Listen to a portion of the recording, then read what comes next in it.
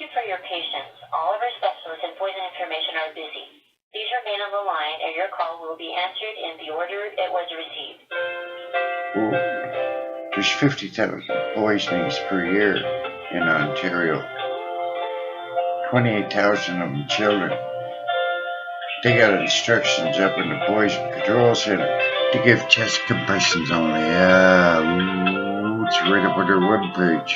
I got a letter from Margaret Thompson. Staff Gary, she's a mass murderer and psychopath, no doubt. So all kinds in the morgue, you shouldn't be there. Non-drug overdoses, it's a no-brainer. You teach them, they do it. But the doctor told me I'm going to save their lives if I pound on their chest when they're alive. All the doctors. Crazy. Everybody likes the idea. Oh, you could be next. Think about it.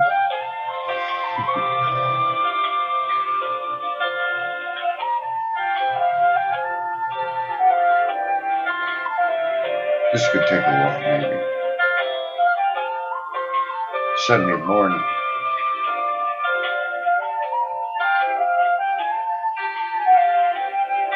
Well, are you waking me up? You're on site 24/7. Poisoned anytime, right? Yes, sir. What do you do if they're low with the poison and they're not breathing? Did you know that almost half of all calls to the poison center are about children under the age of... I know. Using medicines and dangerous chemicals. I know. Safe and out of... The little buggers get into everything. Talk to a poison specialist for ideas. You certainly don't want to be pounded on their chest. Yeah. No, but they're doing it because the doctors told them to do it, and it's published in the newspapers, and it's all over the place, and they tell their friends, oh, if you're blue, you pound on their chest. Ooh, tasty. And I don't know why, because I knew it at 5 years old. Oh, no, don't push on a person whose heart's beating. You gotta kill them. And everybody knows it, but they don't say nothing. Now, well, let's play Russian roulette. And it's making them all physically and emotionally ill. Denying mass murder, just like Nazi Germany. Oh, they're killing everybody. Don't say nothing. They might come and get me. Fools. I get threatened by them all the time. You shut up. There's people in very high up places behind all this, Gary. It's nice. Can you follow their orders? Well, yes, they're very powerful people. Well, them very powerful people are insane. Oh, yeah. He's labored breathing. He's making some gurgling noises. He's got blue colored skin. Yeah, wing him out. What do you do? I don't know. Pound on their chest, I guess. Sounds reasonable. Your call is important to us. Please remain on the line to speak with the next available specialist in poison information. Yes, sir. Well, you certainly will, because I'm trying to save their lives. And they know it. They go, wow. Yeah, because the EMS is showing up to calls. It's post-traumatic stress disorder. They're showing up to calls all the time. People damaged from chest compressions or oxygen deprivation. And they don't say anything. And post-traumatic stress then becomes a disorder when they don't say nothing. Years ago, I phoned Toronto EMS, talked to the training person, our head of training. Oh, well, Gary, let them kill each other. Who cares? Moment. Twilight Zone. All started in Toronto, 2011, and it's been spreading across the country ever since. You must have paid these doctors a lot of money out. Oh, we're going to do this. Oh, no, you're not. Well, here's a whole bunch of money. Well, how much is a whole bunch? That's not enough yet. Keep piling it up. I'm a doctor. Can't be bought easily. No, keep piling. Keep piling. You're getting there. Yeah, it's getting close. Keep piling the money on. But, yeah, don't know, 10 million, yeah, okay. Hi, this is Sam. I'm a pharmacist with the Poison Control. May I get your name, please? Yes, my name is Gary Thompson. Gary, Thompson. Spelled the same way as Margaret Thompson, the directors. I got an email from her. No. Okay. So, Yeah. are you calling in regards to the email, or Yeah, I've talked to you guys before, and it's gotten worse because the federal government just got in on the protocol. There's a protocol up on your website for opiate overdose. It says to start with chest compressions, then give naloxone more chest compressions. And the federal government, I got an email from the executive director last October. They've removed rescue breathing from their protocols in September.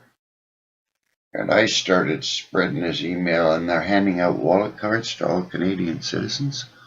All the signs of respiratory emergency poisoning, no mention of rescue breathing, which the federal government used to do, Health Canada. Anyway, I'm just trying to save lives because I know all kinds of non-drug overdoses killed with chest compressions they were never to receive. Because when you empower laypersons, millions of them, all the signs of respiratory emergency, and then tell them to give them chest compressions and deny oxygen, they do it to any etiology, right? They think they're saving their lives. So, Gary, if I understood you right, maybe you should be talking to Dr. Thompson or even Carson. I've talked to Dr. Thompson. I got an email. Do you know what Dr. Thompson says? Oh, chest compressions, Gary, chest compressions.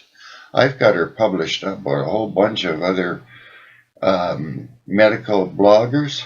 They posted up her email that she sent to me. And everybody's looking at it and go, oh, she's a little bit off, isn't she? Anyway, at Gary CPR, you can look it all up. It's up there. There is a great Valentine's Day gala with all the rich people.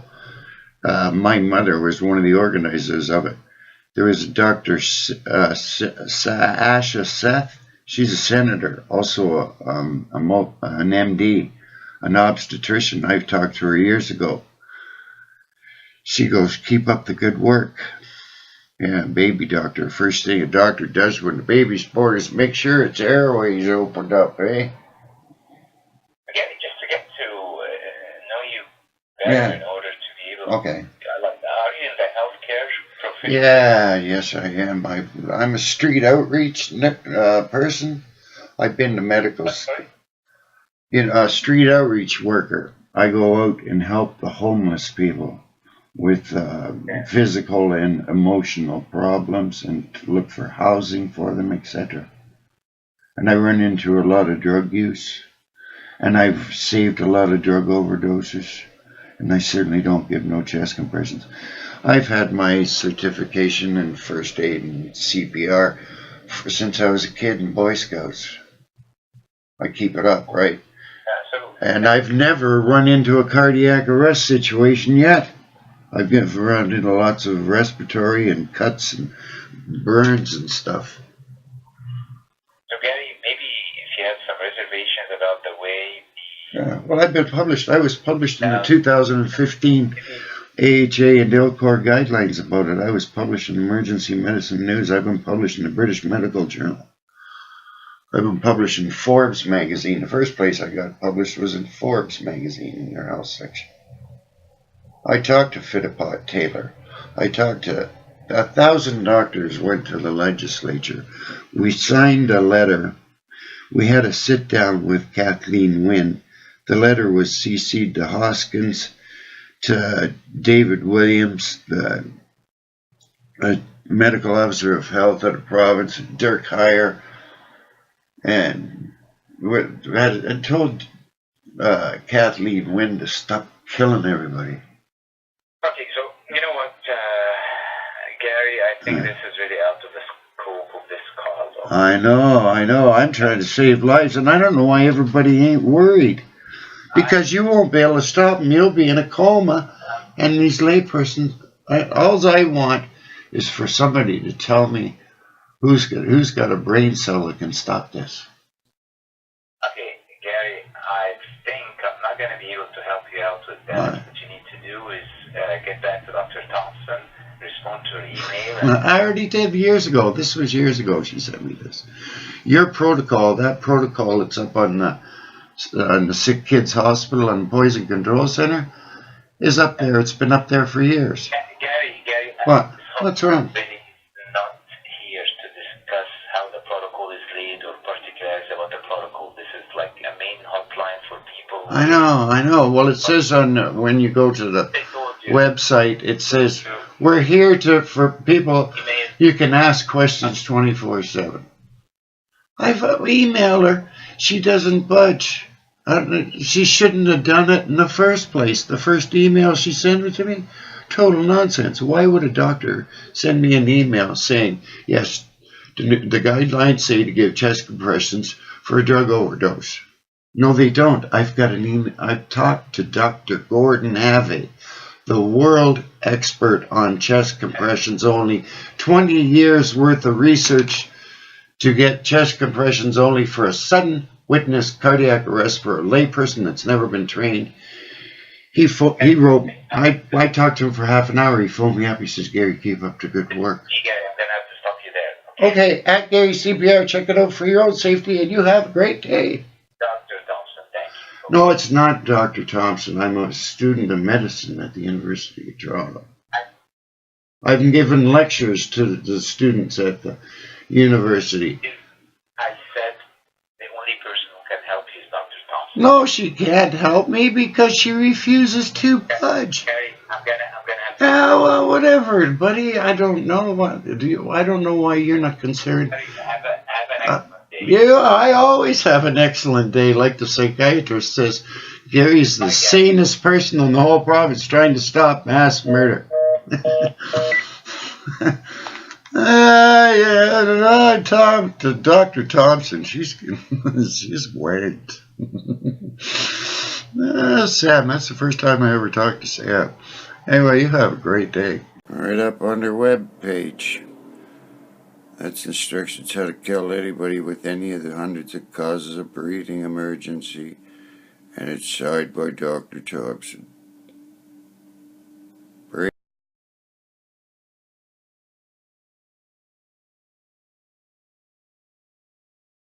The paramedic service is actually very well prepared. They all have naloxone.